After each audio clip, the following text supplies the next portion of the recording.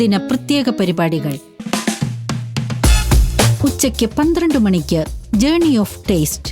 ജീവിതത്തിന്റെ തകർച്ചകളിൽ നിന്നും ഉയർത്തെഴുന്നേറ്റ് രുചിയുടെ ലോകത്ത് പുരസ്കാരങ്ങൾ ഏറ്റുവാങ്ങിയ ഷെഫ് ജസ്റ്റിൻ പോൾ തന്റെ ദൈവാനുഭവങ്ങൾ പങ്കുവയ്ക്കുന്നു. ഉച്ചയ്ക്ക് 12:30 നല്ല സമറായൻ. സങ്കടപ്പെട്ട് വരുന്നവരെ കാണുമ്പോൾ, ഷാജിച്ചായനെ കാണുമ്പോൾ ആയിരങ്ങളാണ് അണിനിരക്കുന്നത്. ജീവകാരുണ്യ പ്രവർത്തനത്തെ ആഘോഷമാക്കി മാറ്റുന്ന നല്ല സമറായനായ ഷാജി കെ ഡേവിഡിന്റെ കാരുണ്യ പ്രവൃത്തികളുടെ ആനന്ദ നിമിഷങ്ങൾ. ഈശോയുടെ അതിദാരുണമായ പീഡാസഹനങ്ങളെ കുറിച്ച്.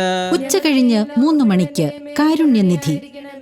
ദൈവകരുണയെ ധ്യാനിക്കുവാനും പ്രാർത്ഥിക്കുവാനും നമ്മെ ഒരുക്കുന്ന വചന സന്ദേശവും കരുണയുടെ നൊവേനയും.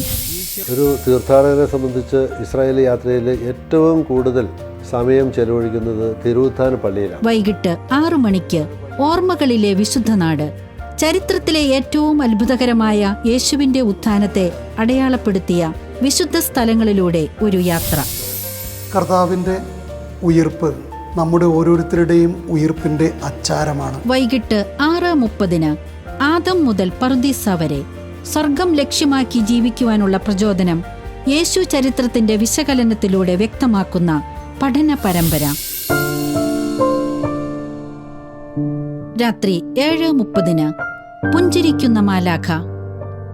ജീവിത സഹനങ്ങളുടെ നടുവിലും യേശുവിലേക്ക് നോക്കി പുഞ്ചിരിക്കുവാൻ കഴിയുന്ന ഒരു കുടുംബത്തിന്റെ ഉയർത്തെഴുന്നേൽപ്പിന്റെ കാഴ്ചകൾ. ശ്രീയേശുനാഥ സുപ്രഭാതേ തിരുമുഖം. രാത്രി 8 മണിക്ക് ലയതരംഗ്. യേശുവിനായി ഗാനം ആലപിക്കുന്ന ലയതരംഗിലെ യുവാക്കൾ അവതരിപ്പിക്കുന്ന ഗാനാലാപനം.